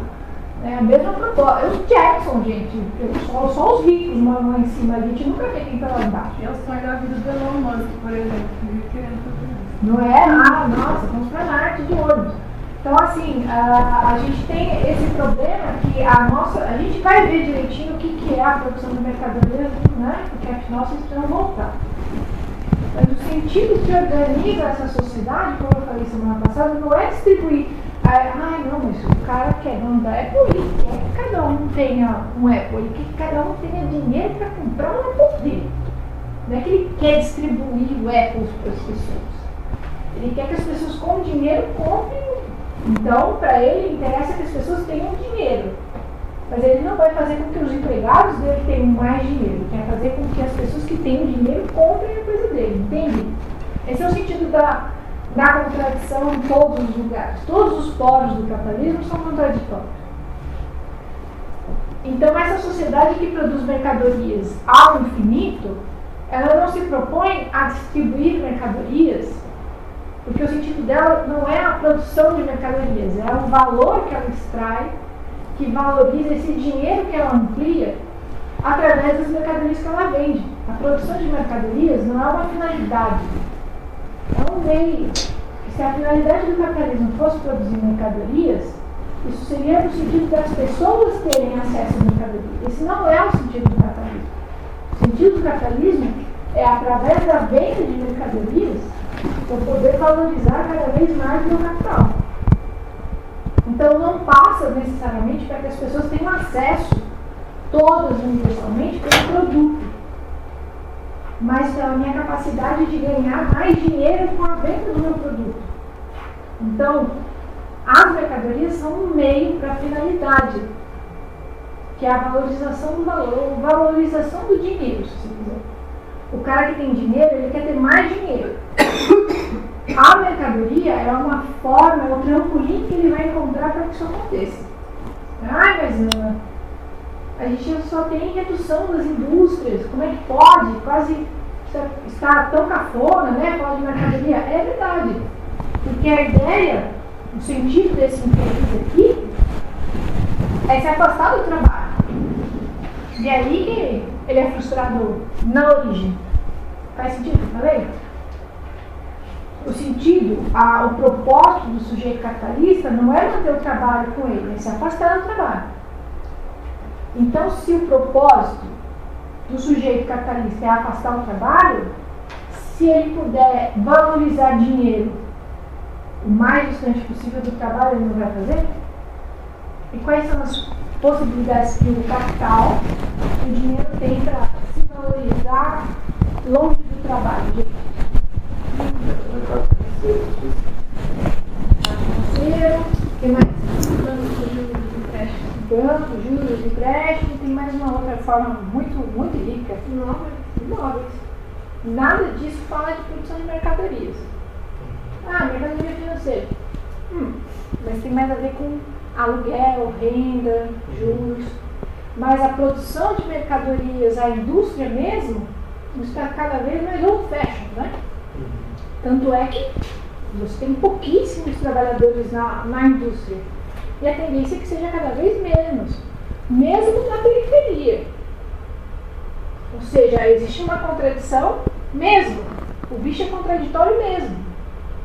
Porque ao mesmo tempo que ele tenta pôr o trabalho como substância dele, não consegue porque não é, ele se organiza, o sentido da organização dele não é ficar preso ao trabalho. O nosso grande problema, muitas vezes, quando a gente fala de capitalismo, em termos marxistas, é as pessoas acharem que a proposta do capital é ficar perto da indústria. Nunca foi. Chama a atenção por causa da China, né? Sim. Que é uma situação nova do ponto de vista da discussão do capitalismo, da reprodução do capital, etc. A China não está passando por um processo de globalização e industrialização, né? Produz a manufatura do mundo. Sim.